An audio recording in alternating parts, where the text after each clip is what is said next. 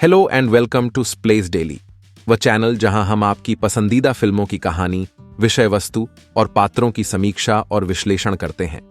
आज हम अरणमनई 4 नामक एक फिल्म की कहानी बताने जा रहे हैं, जो 2024 की भारतीय तमिल भाषा की कॉमेडी हॉरर फिल्म है, जिसका निर्देशन सुंदर सी ने किया है, जिन्होंने वेंकट राघवन और SB रामदास के साथ फिल्म लिखी थी। इसका निर्माण खुशबू सुंदर की अवनी सिनेमैक्स और ASES अरुण कुमार की बेंज मीडिया P लिमिटेड द्वारा किया गया है। फिल्म में सुंदर के अलावा कई कलाकार शामिल हैं, जिनमें तमन्ना भाटिया, राशि खन्ना, रामचंद्र राजू, संतोष प्रताप, कोवई सरला, योगी बाबू, VTV गणेश शामिल हैं। दिल्ली गणेश और KS रवि कुमार महत्वपूर्ण भूमिकाओं में हैं। यह अरणमनई फिल्म श्रृंखला की चौथी किस्त है। आइए इसमें शामिल हों, लेकिन उससे पहले मेरे चैनल को सब्सक्राइब करें। पूर्वोत्तर भारत में एक पुजारी और उसकी बेटी एक उत्सव के दौरान नाव से मंदिर तक यात्रा करते हैं। जब बेटी घायल हो जाती है और उसका खून नदी में फैल जाता है, तो वह आकार बदलने वाले राक्षस बाघ को छोड़ देती है। बाघ बेटी को मार डालता है और उसका रूप धारण कर लेता है। इसके बाद पुजारी बाघ की आत्मा को एक बर्तन में फंसा देता है, जिससे उसे अपनी पत्नी की खातिर अपनी बेटी की जगह स्थायी रूप से लेने के लिए मजबूर होना पड़ता है। दृश्य एक गांव में स्थानांतरित हो जाता है, जहां सेल्वी और उसका पति संतोष अपने बच्चों शक्ति और सरवनन जूनियर के साथ रहते हैं। सेल्वी के पति की जंगल में दिल का दौरा पड़ने से मृत्यु हो जाती है और सेल्वी ने स्पष्ट रूप से अपने कुएं में फांसी लगा ली। अपनी मृत मां की गवाही देते हुए शक्ति कोमा में पड़ जाती है। मौतों की खबर सुनकर सेल्वी के भाई सरवनन, एक वकील, अपनी चाची के साथ दुखी बच्चों से मिलने जाते हैं। गांव में जमींदार की पोती माया, जो एक डॉक्टर है, को शक्ति की देखभाल करने के लिए नियुक्त किया गया है। जल्द ही उन्हें घर में असाधारण गतिविधियों का अनुभव होने लगता है। सरवनन को संदेह है कि उसकी बहन सेल्वी की मौत आत्महत्या नहीं थी, और वह ग्राम प्रधान के बेटे रवि के साथ पुलिस स्टेशन जाता है। इंस्पेक्टर द्वारा उन्हें बेरहमी से बर्खास्त कर दिया जाता है। रवि फिर सरवनन को एक वीडियो दिखाता है, जिसमें उसके दिवंगत बहनोई की मृत्यु से पहले एक आर्शी उसका पीछा कर रहा था। बाद में जब वे अपनी जीप में थे, एक आत्मा उन पर हमला करती है और सरवनन जांच करने के लिए बाहर निकलता है।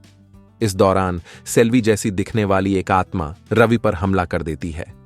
रवि की चीख सुनकर सरवनन जीप को खोजने के लिए वापस आता है और रवि चला गया है।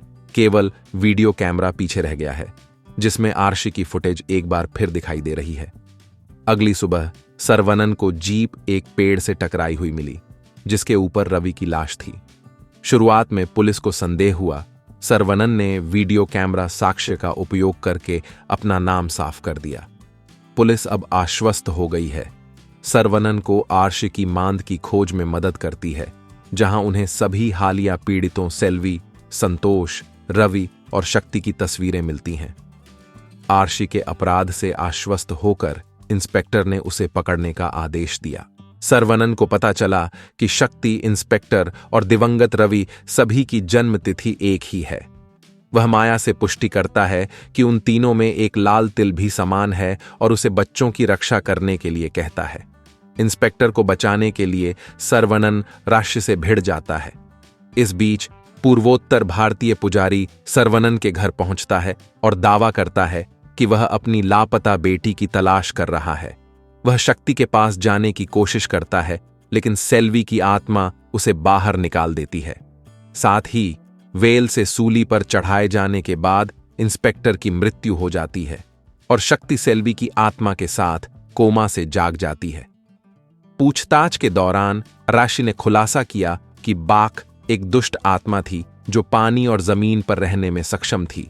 उसकी आत्मा को पुजारी ने फंसा लिया था, जिससे उसकी शक्ति कम हो गई थी। जब ग्रामीण गांव में स्थानांतरित हुए, तो बाघ ने उनका पीछा किया और अंततः अपनी छुपी हुई आत्मा को पुनः प्राप्त कर लिया।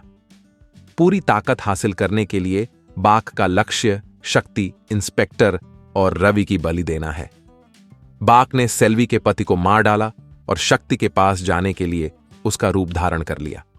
हालांकि सेल्वी ने अपने बच्चों की रक्षा के लिए खुद को बलिदान कर दिया और बाघ के खिलाफ उनकी रक्षा करने के लिए एक आत्मा के रूप में लौट आई। आर्शी ने सरवनन को बाघ को अमर होने से रोकने के लिए हर कीमत पर शक्ति की रक्षा करने की चेतावनी दी। सरवनन अपनी चाची को उसका समर्थन न करने के अपने अफसोस के बारे में बताता है। इस बीच बाघ पुलिस स्टेशन पर हमला करता है, जिससे उसे चोटें आती हैं, लेकिन आर्शी उसे भगाने में सफल हो जाता है।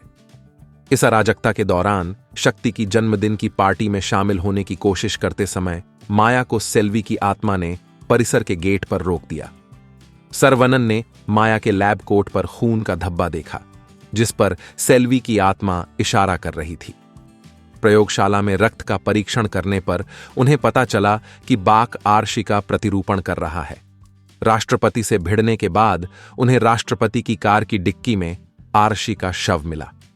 राष्ट्रपति ने खुलासा किया कि आर्शी सेल्वी की आत्मा और उसके अवशेषों को नष्ट करने के लिए कब्रिस्तान गए थे। सरवनन बहुत देर से पहुंचता है और शक्ति की सुरक्षा की गुहार लगाते हुए अपनी बहन की आत्मा को गायब होते देखता है। बाघ फिर शक्ति पर दावा करने के लिए प्रकट होता है, लेकिन माया उसके साथ मंदिर उत्सव में भाग जाती है। वहां सरवनन एक बड़ी असुर मूर्ति के अंदर बाघ से युद्ध करता है।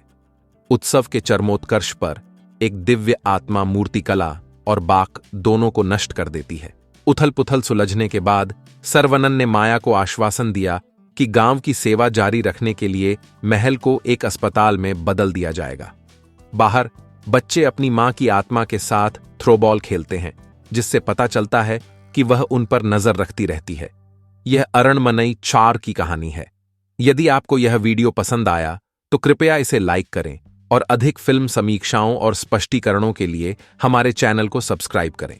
साथ ही कमेंट्स में हमें बताएं कि आपने अरणमनई 4 के बारे में क्या सोचा और आप हमें कौन सी अन्य फिल्में बताना चाहेंगे। देखने के लिए धन्यवाद और मैं आपको अगले वीडियो में देखूंगा।